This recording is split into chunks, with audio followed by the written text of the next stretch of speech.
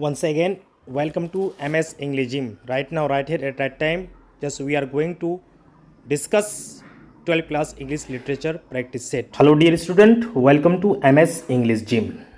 आज मैं आप लोगों के लिए लेके आया हूँ प्रैक्टिस सेट। जैसा कि आप हेडिंग देख पा रहे हैं, ये 12th क्लास का इंग्लिश लिटरेचर से है। इसमें 20 क्वेश्चंस है और इसमें आप देखिए आपको कितना आता है, फिर मैं बारी बारी से सबका आंसर बताऊंगा। ठीक है, तो चलिए शुरू करते हैं। सबसे पहला क्वेश्चन, और ये 2022 जो भी चल रहा है, ये खास करके 2023 को मद्देनजर रखते हुए ये वीडियो बनाया गया है।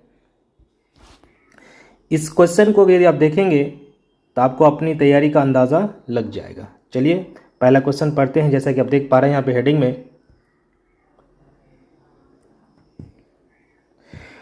Who is father of English grammar. Who is father of English grammar, यानी अंग्रेजी ग्रामर का पिता किसे कहते हैं। ठीक है, तो इसका राइट आंसर है लिंडली मरे। चलिए नेक्स्ट क्वेश्चन देखते हैं। Who is father of English drama. Who is father of English drama की बात करें तो ये किसे कहते हैं, विलियम शेक्सपियर। ठीक है, और जो ऑब्जेक्टिव नहीं देखे हैं, मैं ऑलरेडी ऑब्जेक्टिव भी बारी बारी से अपलोड कर रहा हूं अपने चैनल में। आप प्ले लिस्ट में जाकर के आसानी से देख सकते हैं अगर आप +2 में इंग्लिश 100 मार्क्स का रखे हैं। ठीक है, ये प्रैक्टिस सेट है।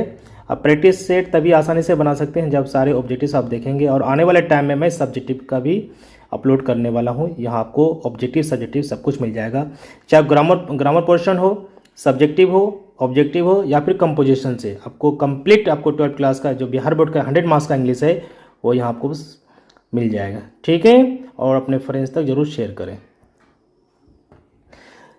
चलिए नेक्स्ट क्वेश्चन क्या है, रोमांटिक पोएट, यानी रोमांटिक पोएट किसे कहा जाता है। मैं आपको बता दूं ये इंग्लिश लिटरेचर से है। ठीक है, तो रोमांटिक पोएट की अगर बात करें तो ये कहते किसे हैं, विलियम वर्ड्सवर्थ को रोमांटिक पोएट कहा जाता है।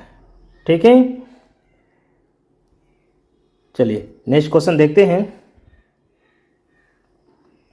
पोएट्स पोएट, कवियों का कवि किसे कहते हैं। पोएट्स पोएट्स का मतलब क्या होता है, कवियों का कवि किसे कहते हैं। तो इसमें आता है एडमंड स्पेंसर का नाम आता है। इसका नाम आता है एडमंड स्पेंसर। चलिए नेक्स्ट क्वेश्चन देखते हैं। माई experiment with truth is written by. अगर आप टेक्स्ट बुक पढ़े हैं, अगर ऑब्जेक्टिव आप पढ़े हैं, तो ये पहला लेसन से है, इंडियन सिविलाइजेशन एंड कल्चर से ये क्वेश्चन लिया गया है। My experiment with truth is written by Mahatma Gandhi. किसके द्वारा लिखा गया है ये, महात्मा गांधी के द्वारा लिखा गया है। चलिए नेक्स्ट क्वेश्चन देखते हैं। Mind is ... bird. क्या लगता है आंसर, इसका कौन सा आंसर है। अगर आप पढ़े हैं ऑब्जेक्टिव्स या फिर बुक पहला लेसन से ही है, इंडियन सिविलाइजेशन एंड कल्चर से क्वेश्चन लिया गया है, माइंड इज बर्ड। तो यहाँ पे क्या हो जाएगा, रेस्टलेस हो जाएगा, है ना। गांधी जी ने कहा था क्या, माइंड इज रेस्टलेस बर्ड। चलिए नेक्स्ट क्वेश्चन देखते हैं। Civilisation points out to man, यानी सभ्यता जो है ये किस चीज को पॉइंट आउट करती है इंसान के लिए, क्या बताता है, ये भी आप लगा सोच सकते हैं। Civilisation points out to man, तो चलिए इसका राइट आंसर क्या है, द पाथ ऑफ ड्यूटी। ठीक है, द पाथ ऑफ ड्यूटी। चलिए नेक्स्ट क्वेश्चन क्या, who lived independently. Who lived independently, तो चलिए इसका राइट आंसर क्या है, द कॉमन पीपल। याद रहेगा, द कॉमन पीपल, एक आम इंसान पूरी तरह से क्या रहते हैं, इंडिपेंडेंट, किसी पर डिपेंड नहीं रहते हैं। और ये कहाँ माहौल मिल सकता है, गांव में ही हो सकता है। ठीक है, चलिए नेक्स्ट क्वेश्चन देखते हैं।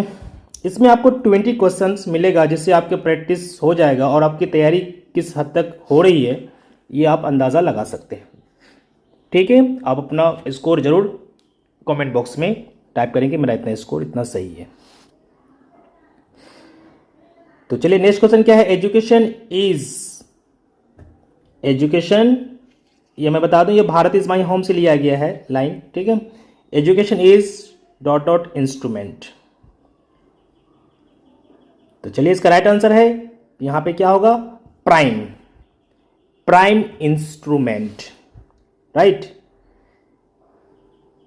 अब यहां पे अगर क्वेश्चन ऐसा भी रह सकता है, education is prime dot dot, आप वहां इंस्ट्रूमेंट कर देंगे, या फिर एजुकेशन डॉट डॉट रहेगा तो क्या हो जाएगा, प्राइम इंस्ट्रूमेंट। ठीक है, क्वेश्चन घुमा के भी आ सकता है। आप अगर सही से समझ जाए सेंटेंस को तो फिर आपको दिक्कत नहीं होगी कि क्या क्या मिसिंग है। ओके, तो चलिए बढ़ते हैं नेक्स्ट क्वेश्चन की ओर। Work on oneself means work for, यानी खुद के लिए काम करना। वर्क फॉर वन सेल्फ इसका मतलब क्या होता है, किसके लिए काम। तो चलिए इसका राइट आंसर है इंडिविजुअल। ठीक है, क्या आंसर इसका, इंडिविजुअल, व्यक्तिगत जिसको बोलते हैं, इनफरादी तौर पर। चलिए नेक्स्ट क्वेश्चन क्या है, इज अ ह्यूमरस स्टोरी।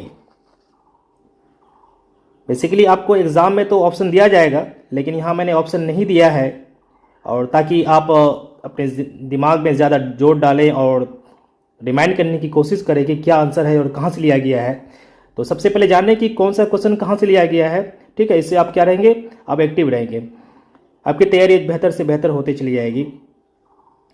ये कहानी लिया गया है अ पिंच ऑफ स्नफ से, जिसका राइटर कौन है, मनोहर मालगांवकर। ठीक है, यू आर राइट। तो चलिए इज ए ह्यूमरिस्ट कौन है, अ पिंच ऑफ स्नफ, याद रहेगा। चलिए नेक्स्ट क्वेश्चन देखते हैं।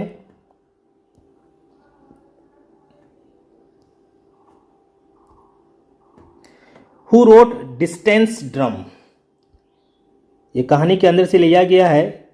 ठीक है, यानी कौन लिखा है इसको, चाहे डिस्टेंस ड्रम हो, द प्रिंसेस हो, है ना, ये इसी कहानी से लिया गया है, द पिंच ऑफ स्नफ से, यानी Manohar Malgaonkar is the right answer. Who wrote distance drum, the Manohar Malgaonkar. Okay, अब चलते हैं नेक्स्ट क्वेश्चन की ओर। Nanu Kaka was coming to Delhi, Delhi Nanu Kaka जो आ रहे थे, क्या करने के लिए आ रहे थे, बताएं। तो चलिए इसका राइट आंसर क्या है, टू सी सम मिनिस्टर्स, कुछ मंत्रियों से मुलाकात करने के लिए वो आ रहे थे, राइट। ये चैप्टर 3 से लिया गया है, अ पिंच ऑफ स्नफ से। नेक्स्ट क्वेश्चन क्या है, हु इज फादर ऑफ रति राम, यानी रति राम का फादर कौन है।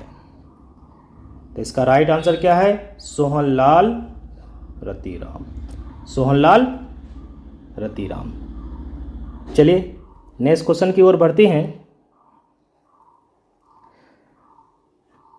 नानू Kaka has a dot dot quality of telling lies,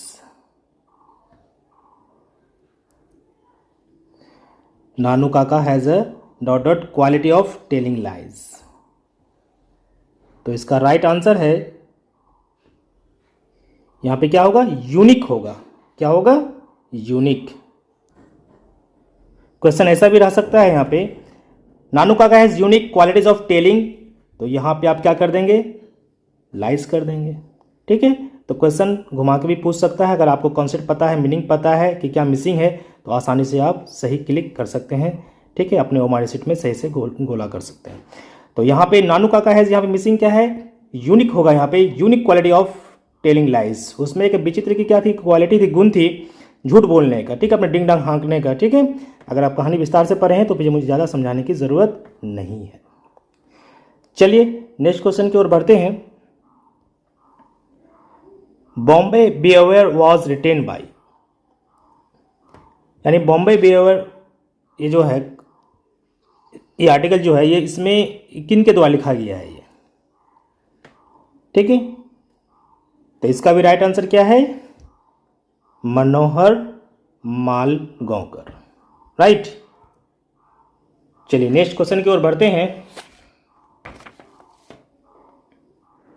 Nanu काका ट्रेवल्ड बाई, यहां पे ट्रेवल्ड इन नहीं है, ठीक है, यहां पे क्या लगा हुआ है, ट्रेवल बाई, यानी उसका सफर करने का कम्युनिकेशन क्या था, संसाधन क्या था।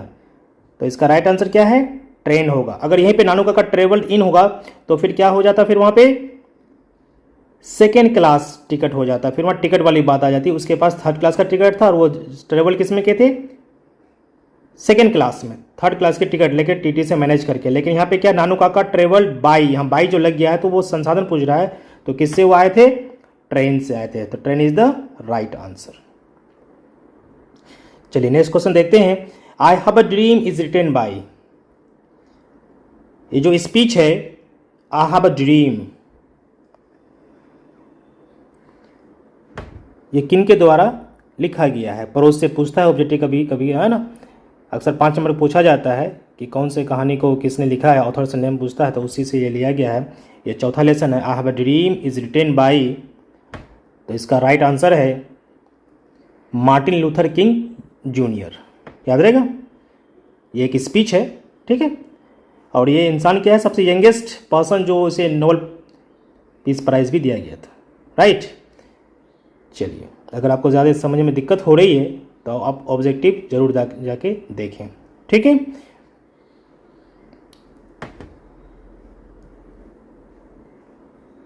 नेक्स्ट क्वेश्चन है,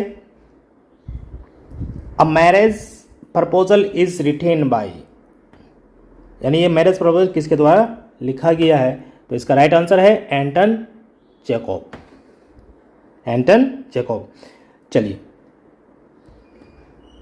इस प्रैक्टिस सेट का लास्ट क्वेश्चन है, the earth is written by, the earth is written by, ये किसके द्वारा लिखा गया है, तो इसका राइट आंसर है H.E. बेट्स।